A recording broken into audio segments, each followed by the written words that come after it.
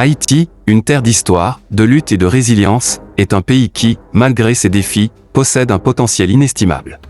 Au cœur des Caraïbes, elle s'étend sur une superficie de 27 750 km², une île partagée avec la République dominicaine, son voisin oriental. Haïti, cependant, reste un monde à part, un univers où la géographie dicte la vie quotidienne, où les montagnes, les plaines et les côtes façonnent le destin de millions de personnes. Mais comment cette terre, autrefois surnommée la perle des Antilles, peut-elle redevenir ce joyau tant convoité? Pour cela, plongeons dans ses paysages, explorons ses ressources et imaginons ce que l'avenir pourrait offrir. Haïti, c'est d'abord une terre de montagne. Près des 2/3 du territoire sont constitués de chaînes montagneuses. Le massif du Nord, le massif de la Selle, le massif de la Haute et la chaîne des Matteux, des noms qui résonnent dans l'histoire, mais aussi dans le quotidien. Ces montagnes offrent une vue imprenable sur la mer des Caraïbes, mais elles sont aussi les gardiennes des secrets de cette île. Leurs pentes abruptes, jadis couvertes d'une forêt dense, sont aujourd'hui souvent nues, victimes de l'érosion et de la déforestation. Pourtant, ces montagnes ne sont pas seulement des obstacles, elles peuvent devenir des atouts. Imaginez un réseau de petites exploitations agricoles, cultivant des produits biologiques, dans le respect de l'environnement. Des cultures en terrasse, irriguées par les eaux des rivières, qui serpentent entre les collines. Des agriculteurs locaux formés aux techniques de l'agroforesterie, reboisant les pentes tout en récoltant fruits et légumes. Les montagnes d'Haïti pourraient redevenir fertiles, un grenier naturel pour nourrir non seulement la population locale, mais aussi pour exporter des produits de qualité. Mais Haïti, ce n'est pas seulement des montagnes. C'est aussi une nation bordée par l'eau. Avec plus de 1700 km de côte, Haïti possède un potentiel maritime immense. Les plages de sable blanc, les eaux turquoises, les récifs coralliens constituent un paradis pour les touristes, mais aussi un écosystème fragile. L'avenir d'Haïti pourrait résider dans ces mers. Imaginez un développement touristique durable, où les communautés locales profitent directement des revenus. Des villages côtiers transformés en destinations écotouristiques, où les visiteurs découvrent la culture haïtienne, les traditions locales, tout en respectant l'environnement. Les ressources maritimes ne s'arrêtent pas au tourisme. Les eaux haïtiennes sont riches en poissons et crustacés. Avec une gestion durable, la pêche pourrait redevenir une activité florissante. Les pêcheries artisanales, gérées par les communautés locales, pourraient se développer, fournissant une source de protéines essentielles tout en générant des revenus. Puis, il y a les plaines, ces terres plates qui s'étendent entre les montagnes et les côtes. Les plaines de l'Artibonite, du cul-de-sac, des Cayes, autrefois fertiles, sont aujourd'hui souvent sous-exploitées, victimes d'un manque de moyens et de techniques modernes.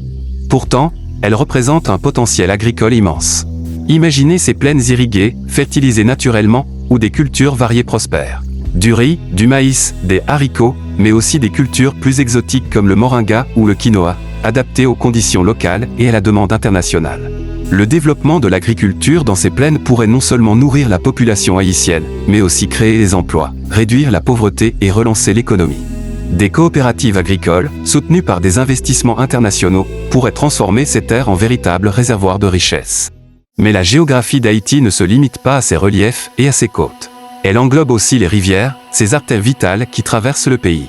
La rivière Artibonite, la plus longue du pays, est un exemple frappant. Elle irrigue la plaine qui porte son nom, mais elle est aussi source d'énergie. Imaginez une série de petites centrales hydroélectriques le long de ces berges, fournissant de l'électricité propre et renouvelable aux villages environnants. Des projets communautaires, où l'énergie produite bénéficie directement aux habitants, alimentant écoles, hôpitaux et entreprises locales. L'avenir d'Haïti pourrait également passer par ses réserves naturelles. Le parc national de la Nakaya, dans le sud-ouest, est l'un des derniers refuges de la biodiversité haïtienne. C'est un sanctuaire pour de nombreuses espèces endémiques, une richesse inestimable pour le pays. Mais pour en profiter, il faut le protéger.